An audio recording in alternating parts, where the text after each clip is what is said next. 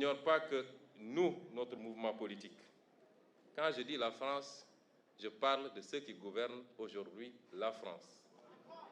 Je parle du président Macron et de son régime. Nous ne parlons pas du peuple français avec lequel nous n'avons aucun problème et avec lequel nous sommes liés par une longue et riche histoire. Et je ne parle pas de toutes les élites politiques françaises, ni de la société civile. Je parle de l'élite gouvernante actuelle. Cette France, je n'ignore pas que pour elle, nous avons été, et peut-être nous le sommes encore, malgré notre élection démocratique par le peuple sénégalais, dépeints sous les traits d'un mouvement et d'un leader terroriste, islamiste, violent, populiste, anti-occidental, pro-russe. Je ne parle pas de vous. Vous partagez ce soir avec nous.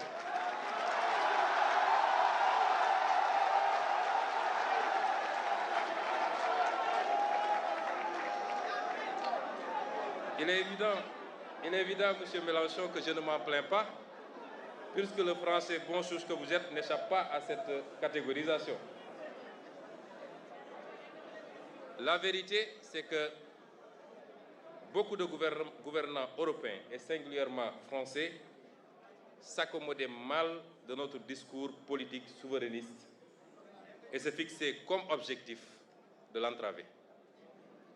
C'est ce qui explique certainement leur mutisme approbateur face à la sanglante persécution du régime du président Macky Sall contre notre parti politique et ses militants.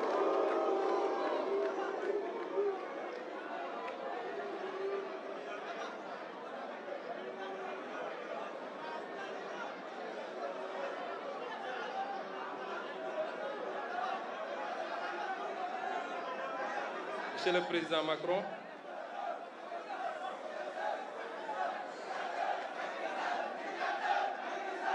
je voulais dire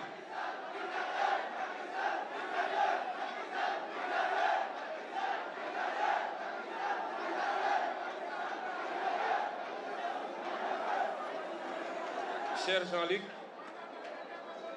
ce tableau semble assez sombre.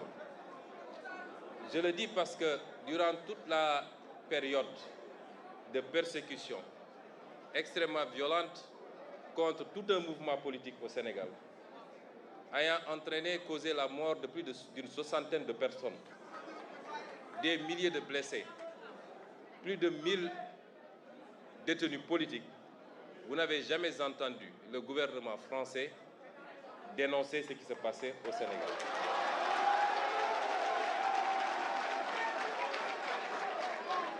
Vous n'avez jamais entendu l'Union européenne dénoncer ce qui se passe au Sénégal.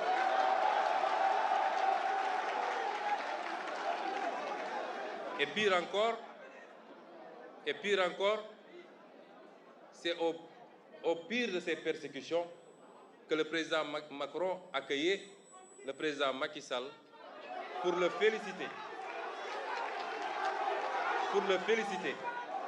d'avoir fait ce qu'il fallait pour sauver son pays. C'est une incitation à la répression, une incitation à la persécution et l'exécution de Sénégalais qui n'avaient de crime que d'avoir un projet politique qui était majoritairement celui des Sénégalais. Et ce qui le confirme, c'est l'élection dès le premier tour à plus de 54% de son Excellence le président Bassirou Diomaye Faye. À ceux qui la parlent, et ceux qui la parlent les plus nombreux, c'est vous. Dès lors, parlant à ce moment, je sais que je vais être écouté, bien sûr, puisque c'est retransmis en France.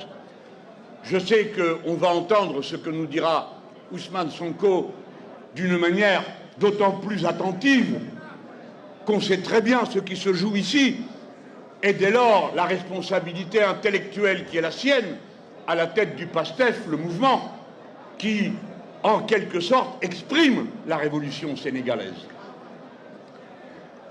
Et je dis que les regards sont tournés vers vous. Je vous parle, un ami, je vous parle en frère. C'est la première fois qu'à l'occasion d'un de mes déplacements, des gens dans la rue à Paris m'interrompent pour me dire « Alors, vous allez voir Sonko ?» Je n'ai jamais vu ça. Ce qui veut dire que ce n'est pas les Parisiens, c'est les Africains qui vous regardent. Et notre devoir, à vous, les plus jeunes, aux autorités et à nous, qui sommes vos amis et vos partenaires, est un devoir de dignité dans l'action et dans sa conduite, de manière à ce que nous soyons un encouragement à l'action des autres, et non des repoussoirs parce que nous commettrions l'erreur de jugement hâtif, d'impatience qui ne se maîtriserait pas, ou bien de regarder le pouvoir en attendant qu'Ousmane Sonko règle tout, alors que bien sûr il va tout régler, mais seulement si vous vous y mettez.